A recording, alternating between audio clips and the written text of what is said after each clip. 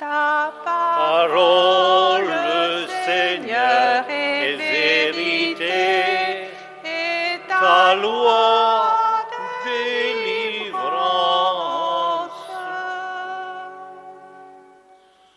Le Seigneur soit avec vous. Évangile de Jésus-Christ selon saint Marc.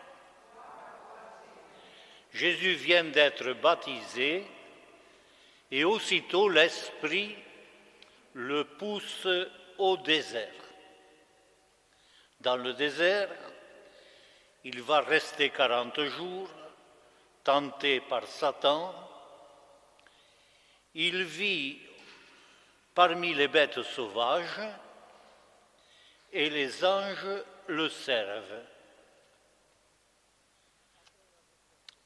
Après l'arrestation de Jean-Baptiste, Jésus part pour la Galilée proclamer la bonne nouvelle de Dieu.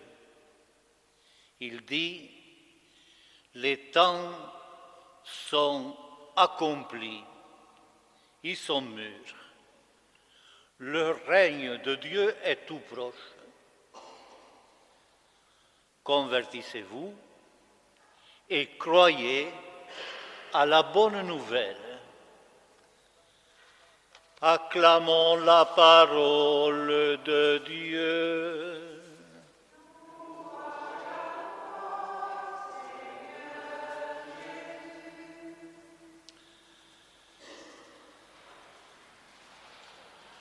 Nous voilà donc au premier dimanche de Carême et dans notre tête, on se dit, bon, il va falloir faire pénitence, des efforts, des sacrifices, et si Jésus nous entraîne au désert, ce n'est pas un endroit très confortable. Et voici que l'évangile de Marc, très bref d'ailleurs, nous prend complètement à contre-pied. Il ne nous parle pas tellement de pénitence. Alors que les autres évangiles prennent en détail les tentations de Jésus, ici il y a juste un petit mot, un adjectif, pour constater que Jésus est tenté par Satan. Visiblement, ce n'est pas ça qui fascine l'évangéliste. Jésus va au désert sur une poussée qui est celle de l'Esprit et il va déboucher, après le désert, dans ces plaines de Galilée où, tout plein d'espérance, il annonce la bonne nouvelle, la grande nouveauté, celle qu'il est venu annoncer. Et ce désert, dans l'intervalle, n'apparaît pas du tout comme un lieu inconfortable. Voici qu'au désert, Jésus se trouve au milieu des bêtes sauvages, qui sont toutes gentilles, apparemment. Il y a même des anges qui le servent. Bref, ce désert ressemble au paradis terrestre. Et qu'est-ce qui s'est donc passé au désert? Et à quoi nous invite ce carême, si je puis dire, à la mode de Marc? Il nous invite à aller au désert. Et nous nous souvenons là de notre mot de l'Écriture, pour que Dieu nous parle au cœur.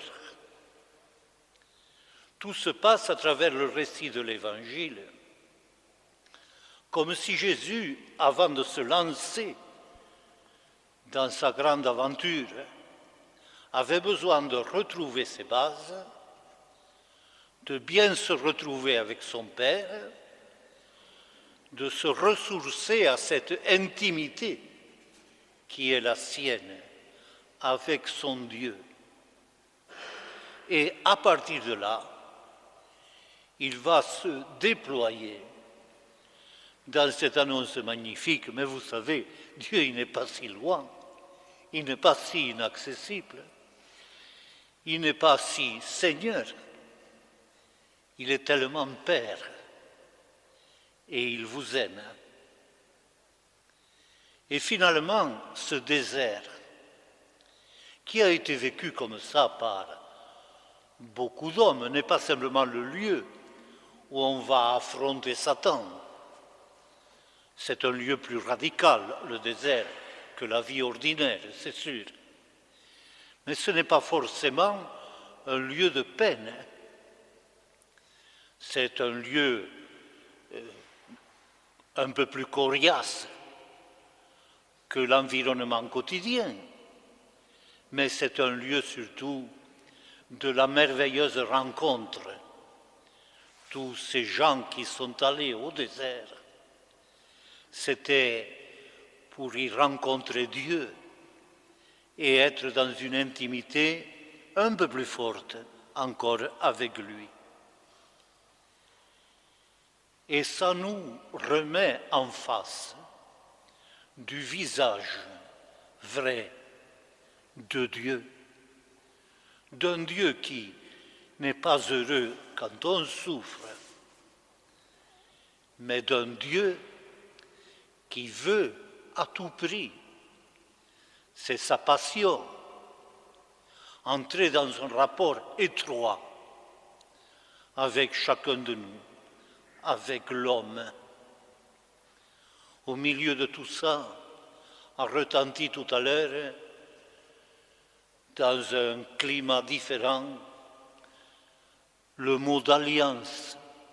C'est fini, dit Dieu. Moi, je ne veux plus vous faire de mal. Je ne veux plus vous envoyer les eaux du déluge. Je mets mon arc-en-ciel comme un signe de paix entre vous et moi. Et déjà, dès cette époque, je dirais, les bêtes sauvages sont dans le coup, au temps de l'Arche.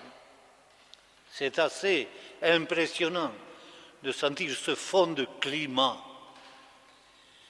qui est finalement un climat de tendresse, qui explique ce qu'est Dieu, qui il est. Il est amoureux. Il faut en revenir là. Et il veut, non pas comme un amoureux de passage, passer dans nos vies. Il veut s'y établir, y durer. Et on établit presque un contrat, on fait alliance. Et ce n'est pas une alliance militaire, c'est une alliance d'amour. C'est une affaire d'amour. Et dans cet amour, Dieu fait cette première démarche à notre égard qui est si pitoyable que tu sois, pour si mauvais que tu sentes, je t'aime et je viens vers toi. Et ne me dis pas que je veux te tenir à distance, et ne te tiens pas à distance de moi. C'est ça qui me fait mal, cette distance. Il nous faut l'abolir et nous nouer l'un à l'autre. Et Dieu va tellement s'investir dans ce travail de tendresse qu'il va, si j'ose dire, y jouer sa peau. Mais son Fils, effectivement, va y jouer sa peau. Il va s'engager là-dedans, à la stupeur de tous les justes de l'époque. Il va s'engager au-devant de l'humanité la plus fragilisée, la plus salie, la moins attirante. Il va là et il y va à fond, donnant sa vie, sa parole bien sûr, son corps et son sang jusqu'à la mort. Mais il est Dieu, il est le Fils de Dieu. La mort ne peut pas l'emprisonner. Et il va casser la mort dans son élan même d'amour, par son extrême fidélité à cette alliance avec l'homme qui ne la mérite pas. Et c'est à travers tout ça que se trace une route nouvelle. Le Christ n'est pas fini à la croix. Le Christ est en train d'émerger à la croix à une autre dimension qui est celle de la Pâque éternelle. Et au passage, il ne s'est pas contenté de nous regarder presque distraitement et de jeter un manteau sur toute cette misère de l'homme. Je préfère ne pas la voir. Au contraire, il a regardé de près le mal dans lequel baignait l'homme. Et là, il a refait l'homme. Il l'a recréé. Il l'a recréé à cœur. Et chaque fois que nous nous dérobons à ce mouvement profond de sa tendresse, c'est cela seul qui est le péché. Et chaque fois, comme dans ce temps de carême, où nous nous disons, mais enfin, réveillons-nous, changeons-nous. Il nous aime tellement. Je ne peux pas ne pas lui répondre. Et chaque fois, nous partons au désert avec lui, nous laissons tomber un certain nombre de choses et nous entrons dans le mouvement profond de Jésus, qui n'est pas cassé au calvaire, mais qui est propulsé de l'avant. Ce mouvement ascensionnel qui lui fait entraîner dans son sillage les hommes. Il y a un mot de notre credo qui nous paraît souvent obscur, il est descendu aux enfers. Qu'est-ce que ça veut dire? Et pourquoi faire? Il est descendu rejoindre le bataillon de tous ceux qui étaient morts avant lui et qui étaient engloutis dans cette espèce de no man's land ténébreux. Et il va au milieu d'eux pour leur tendre la main jusqu'à Adam et il les entraîne dans son mouvement qui est un redépart gigantesque de toute l'humanité vers Dieu. Viens au désert pendant le carême, viens au désert, je te parlerai au cœur. Le carême, le but du carême, ce n'est pas de faire des sacrifices, ce n'est pas d'accepter même des souffrances qui sont inévitables. Le but du carême, c'est que Dieu, Jésus et nous, on s'aime.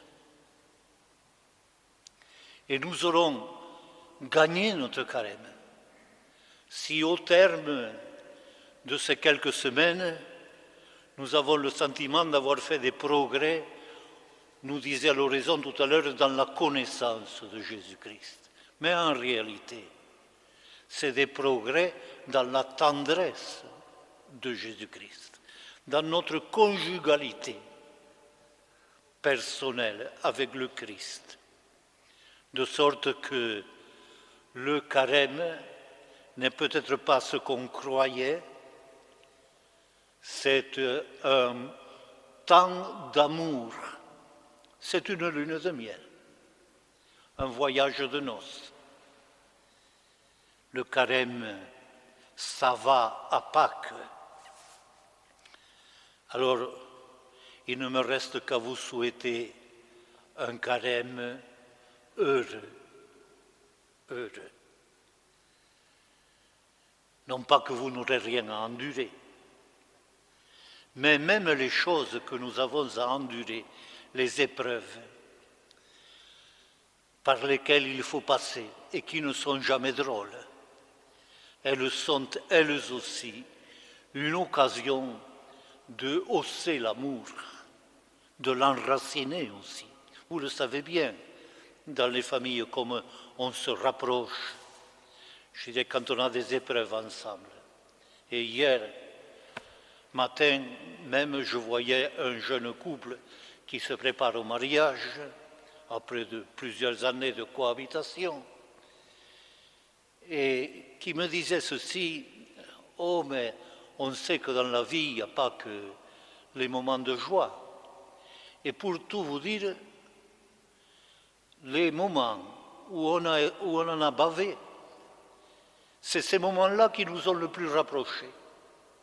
Pas que nous nous fassions du mal l'un à l'autre, forcément, mais surtout quand on avait des épreuves qui nous tombaient de partout. À ce moment-là, on a su ce que c'était d'aimer, on en a fait l'apprentissage. Et au total, on en est heureux d'être passé par là, parce que ça a été bon pour notre vie,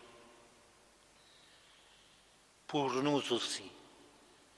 Ne nous fascinons pas sur ce qui est souffrance, sacrifice.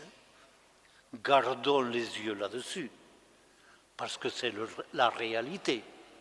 On ne va pas détourner le regard de la croix, mais la croix est un passage obligé, un passage productif pour arriver au but. Et de but, il n'y en a qu'un. C'est qu'avec Dieu, on soit ensemble et qu'avec Dieu, on s'aime. Et ça, jour après jour, tout au long de la vie. Et quand on a fait un bout du chemin déjà, la grande joie, elle est la même que celle de Jésus. Il a été fidèle à la tendresse de son Père jusqu'au dernier moment. Et au milieu de tout ce que pouvaient lui faire endurer les hommes, il restait fidèle à sa ligne. Il n'appelait pas la vengeance sur ceux qui lui faisaient du mal. Il disait « pardonne-leur ». Il était fidèle à sa tendresse primitive. Et nous aussi, à travers tout ce qui nous arrive, et à travers les épreuves de santé que nous pouvons avoir et celles de fin de vie, allons vers cela jusqu'au dernier jour, comme nous le chantons dans une anamnèse, et jusqu'au dernier jour, ce jour où tout basculera vers la lumière enfin acquise, vers la Pâque éternelle. Oui, que ce carême soit un temps heureux.